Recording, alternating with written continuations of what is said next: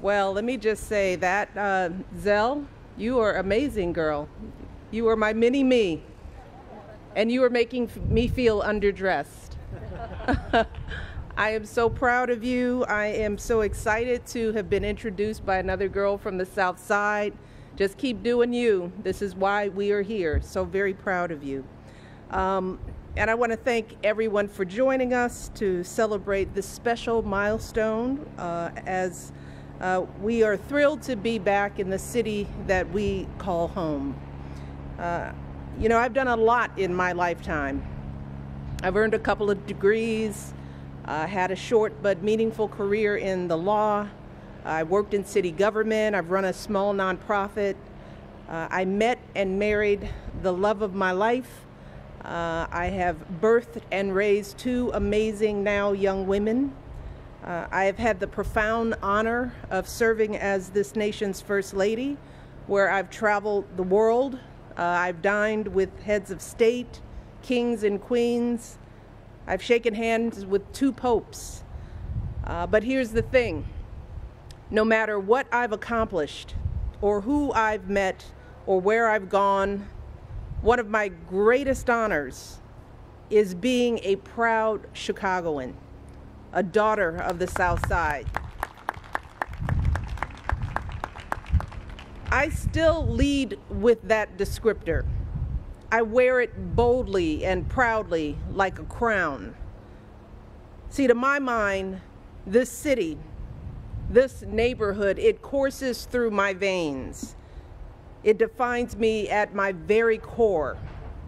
It makes me who I am.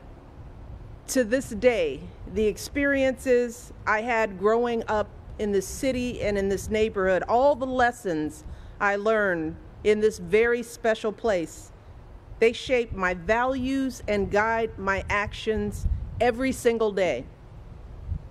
So I'm not just a daughter from the South Side, but a mother from the South Side, a lawyer, an executive, and author from the South Side. I am a First Lady from the South Side of Chicago.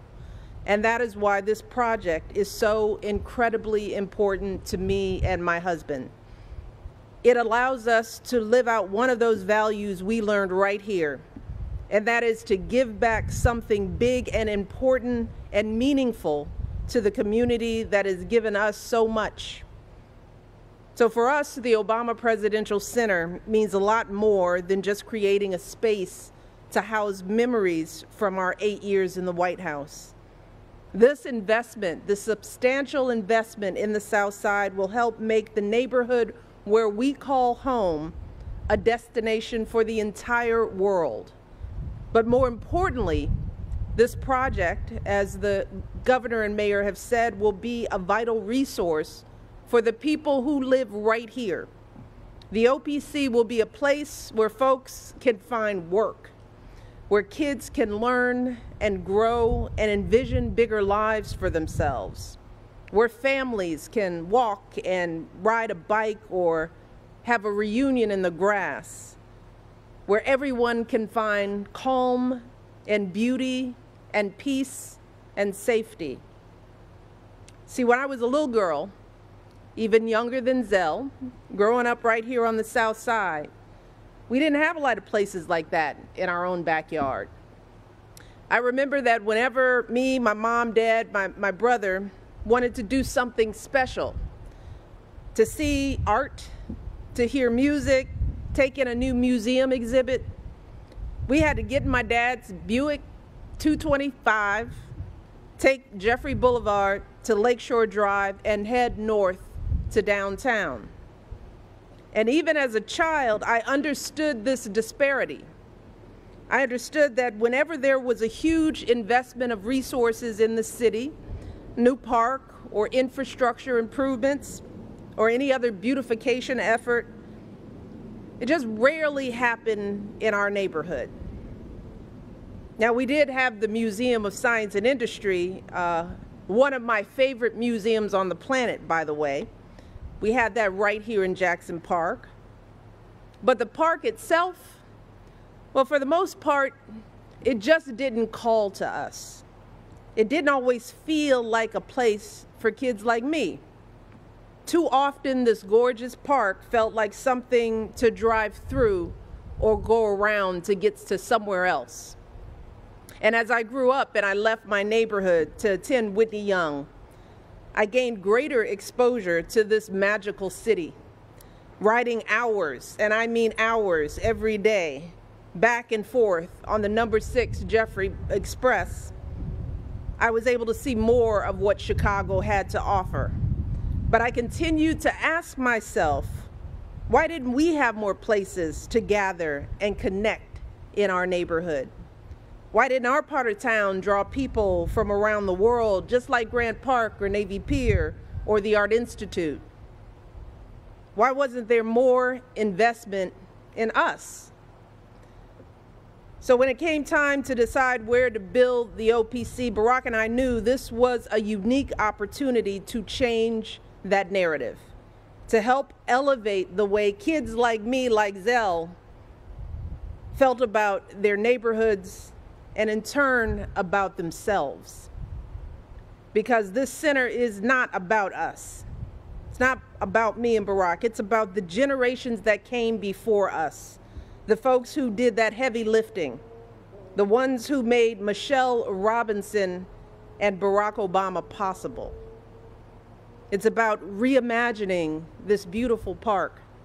It's about making it a place that welcomes people in, not just folks from around the world, but families like mine who live right down the street. It's also about supporting the existing restaurants and stores, the neighborhood organizations, the schools, the churches that are the lifeblood of this community and therefore the lifeblood of this city and this state.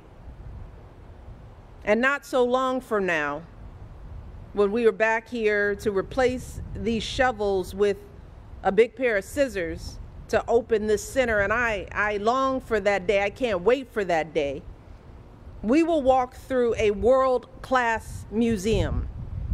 We will stroll down the beautifully redesigned pathways. We will open up a playground with a state-of-the-art jungle gym for kids to climb on. And best of all for me is that we will look out and see a big sledding hill for kids to slide down when it snows, which it still does a lot of here. Something that I always dreamed about when I was a little girl. That's what this is all about. All the hoopla, the lights, the temporary inconveniences. It's about giving a little something back to the place that we absolutely, truly love. Because to me, this doesn't feel so much like building something new. It feels like we're helping to reveal what has always been here. So I want to thank you all for joining us today, for supporting this project, to everyone who is doing the hard work of making this possible, for honoring this park in this corner of town and making sure that it is seen and felt for generations to come. We can't wait to see this place come to life. Thank you all so much.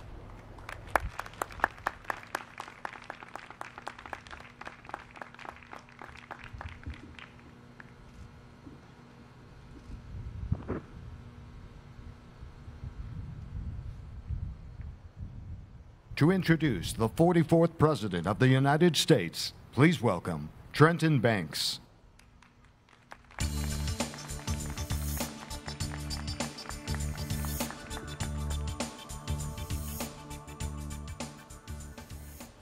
Good afternoon, everyone.